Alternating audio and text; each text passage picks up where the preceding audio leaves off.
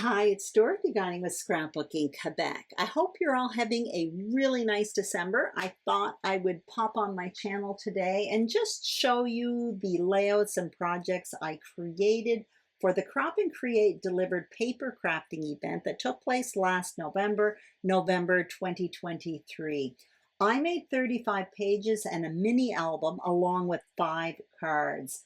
I have more layouts than what the event offered because I stretched some of them into double page spreads. This is a 3-day online Scrapbook and Cards Today magazine event with classes and tons of inspiration. It's my second time doing this and I absolutely loved it again.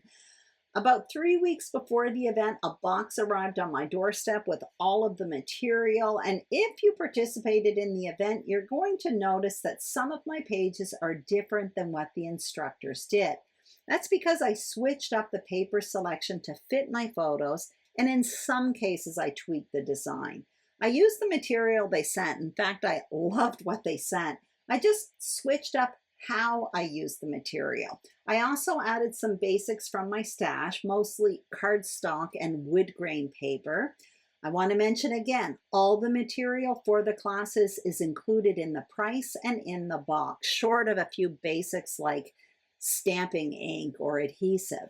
I added cardstock for 2 reasons. Number 1, to stretch my designs into double page spreads, but also to make the designs more me. I prefer neutral backgrounds on my layouts, and when instructors use printed paper, I often put neutral there instead. Before starting, there are a few other things I'd like to mention. As usual, at the end of this video, there will be still shots, so you will get a second look at all of these pages. And I did cover up more of the photos than usual, and that's because I was documenting a trip and there were people in the photos that I don't often see, and I just didn't feel right sharing the photos. So without further ado, let's get started. And the first 2 pages I created for a class given by Virginia Nebel, and she was using the Doodlebug Design Shadow Box project from the Hello Again collection. So I'm just showing you basically what we created, that circle there, and it's done with a whole bunch of embellishments. For the class, Virginia also showed us how to turn that shadow box insert into a layout, which was really, really fun. Now I stretched it into a double page spread, and you're going to see it's a simple 4-block grid. It needed something simple because the page on the right, the page we did in the class, is so fun and so decorative. I didn't want anything competing with it. So a 4-block grid is a really good choice for creating a complementary page. From my stash, I brought in some pink paper. Now I'm changing classes and collections. The next class is given, or was given, I should say, by Natalie Dezell, and the name of her class was called Fall in Love with Layers. We used Crate Paper's Moonlight Magic collection. So this page here was created as a single page layout. Basically, it was positioned in the middle of the page. What I did was I positioned it towards the right, and then I just stretched those banners over onto the right. Now, actually, Natalie in her class did show us another page with banners that we could have created to coordinate with the page that she showed us for the class. That was the first page I showed you. But by the time she was showing that, I was already involved in stretching it into a double page spread. So that's what I did. This page here is, again, another one from Natalie's class. And if you did it, you probably are looking at it and saying, that wasn't part of the event. We actually used the flip side. I'm showing it to you right there with that big giant sun on it. I love that floral paper so much, I decided to use that side. And to mimic the sun, I put that giant circle there over on the left-hand side of the page, but I did use her layering techniques for the photo on top.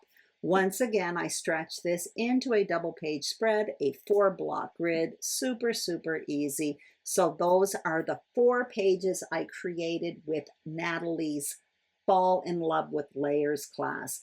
The next class, I created 4 pages, and it was a Victoria Calvin class. Her class was called Multi-Photo Love, and we used Echo Park Paper's I Love Fall collection. So we created this one as a double page spread, a really fun design. I do plan to do this one again. I absolutely loved it. Again, I did switch up the material. I certainly used the I Love Fall collection, but I used a neutral background. We also did another page for this class, and I stretched it into a double page spread. So here's the page we created as part of the class. A really fun design. I do love Victoria Calvin's designs. I love her clean lines and multi-photo approach. Here is the page I created to coordinate with it. So once again, a grid, except this one is a 9-block grid. Grids are really easy on the eye, so they work really well for complementary pages. I was also mimicking the squares that were in the page that we did for the class. Now I'm changing classes and collections. The next class was given by Megan Andrew. The name of the class was Destination Documented 2, and we used Vicki Boutin's Where To Next collection.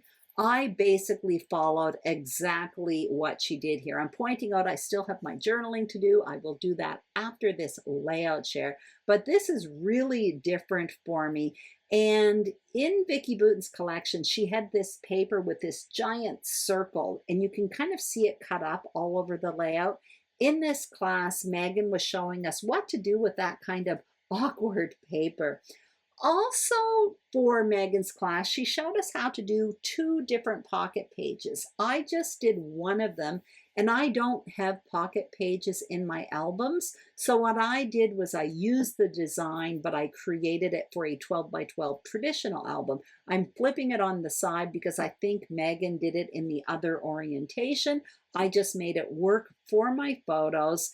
And anyway, it works really well to coordinate with the other page we did as part of her class. That's the page you see on the right. That, again, I absolutely love the design. I definitely switched up the paper, but definitely used her design. And it's one I hope to revisit again. I absolutely loved it. That was a really, really fun class. Now I'm about to change collections and classes. The next class was done by Maury Clark. Her class was called Fall into Autumn Layouts and Cards. So we used Violet Studios' Fall into Autumn collection. This is a double page spread that I created. It's more or less following what Maury did. She did a lot of ripping and I didn't, but basically it's her positioning for the photos. And also, once again, I switched up the material just to make it more me. Now her class as well, she did a few cards. I ended up making 5 cards because in this collection, in the material for this class, I should say, there was a card making kit from the same Violet Studio collection. And I ended up making 5 cards. Mine are different than hers. I actually used a stamp set on it that was part of the Crop and Create delivered material box. There was one card class by Maury Clark that I didn't do. We were using alcohol markers, I think, and I didn't have the proper ink for stamping, so I ended up not doing it. But I did end up making 5 cards, and these are really fun cards. So hey, that's all done. Now I'm going to change classes and collections again. So the next class, once again, is Virginia Nebel, and her class was called Crafting the Good Life. I have the pages in the wrong direction there. You'll see it in the still shots at the end. They will be proper, but it doesn't look bad like that. Anyway, we used material from a few different collections from Echo Park Paper and Cartabella. One of them was a crafting collection. Another one was a summary collection. And Virginia really loves mixing up collections. So that's exactly what we did in this class. So that double page spread was part of the event. I'm about to show you another double page spread. So one of the pages, the page on the left, was inspired by one of Virginia's page examples. Now, I use different material, but the design was inspired by her. That is the page, but I ended up stretching it into a double page spread, and that's what I'm going to show you on the right in a moment. She actually did another page using fringe scissors, which was really, really cool. I started doing it and I ended up completely messing it up, so I ended up having to scrap it. That happens sometimes, but I really loved what I did with this class. I'm about to change classes again, and the next one is by Becky Adams. Her class was called Simple Shapes Equals Beautiful Backgrounds, and we did, or I did, I should say, 11 pages. Becky did a whole bunch of pages too. She basically used everything from the supplies. I ended up stretching some of them into double page spreads. So this quilt pattern was one of Becky's designs. I used different material, but again, I'm using the same material. And by the way, the material for all of Becky's pages we were using the Simple Stories Acorn Lane kit. So you can see the page on the right. That's the page I created to stretch it into a double page spread. So that's really fun. I actually did that quilt design on the left again. I loved it, and I will probably do it again and again. It was really simple. It looks difficult, but it was very, very simple to do. Here's another one of Becky's designs. This one was created as a double page spread. Part of it there, the border towards the top that I'm pointing out right now, is actually made with little bits of paper, like 1 inch by 2 inch squares that we kind of formed almost like brick layering to create a border. It was very easy to do and very fun, and a great technique for, I don't know, using scraps of paper. So the next one here was created as a single page layout. I'm showing them to you side by side because basically I created these two pages simultaneously. I just took her design, which was a simple border at the top and then a block grid below it. I just stretched it across 2 pages. So that's what I created with it, but it is similar to what she did, only mine stretches across 2 pages. Here is another one I did. This one, Becky created it as a single page. I am just showing you here that I added that jumbo semicircle underneath my photos. But aside from that, I pretty much followed Becky's design, even the material. I ended up stretching it into a double page spread. Once again, a 4-block grid. Really, really simple way to stretch a fancy single page into a double page layout. In a moment, you're going to see I did even more with this Acorn Lane collection and Becky Adams class. So for this one, she created a single page and I stretched it into a double page layout. So you can see there are 4 tags there. Really, really fun. It's also worth pointing out that I'm using some of my own homemade embellishments. You can see some die cut leaves. You can see a stamped and punched out cowboy hat. I was basically making it work for my theme, and Becky in her classes basically used up all of her material, and I stretched it even further. So I had to basically die cut a bunch of leaves with my scraps of paper, and it worked. I'm showing you the complimentary page. You can see I have tons of photos there, and I used one of those Creative Memories peekaboo pockets to even extend it, make more room for photos on that layout. I have one more page from the Becky Adams class, and this is just a single page layout, and she did it with her little bits and scraps of paper that were left over. We basically made kind of a quilt pattern with those blocks on the peripheral of that page, but it was really easy and fun and effective to do.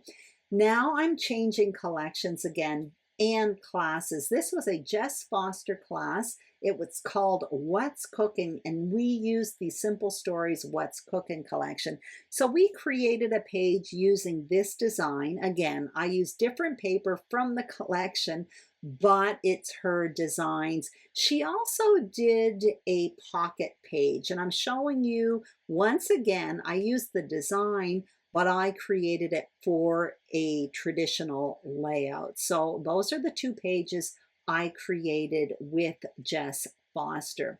And in a moment, you're going to see, you can see Chester is coming to visit. He's waking up from his nap there, and he's not going to leave, actually.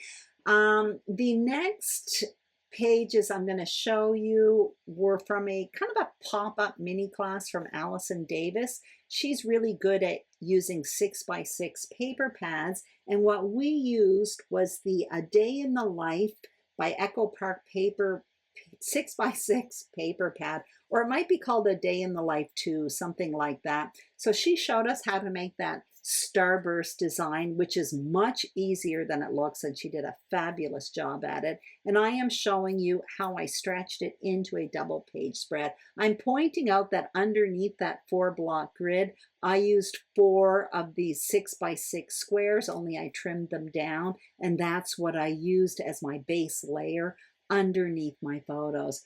Now what I'm going to show you is a mini album we created during a class from Janna Eubank. She is an expert at doing mini albums, and she guided us through this.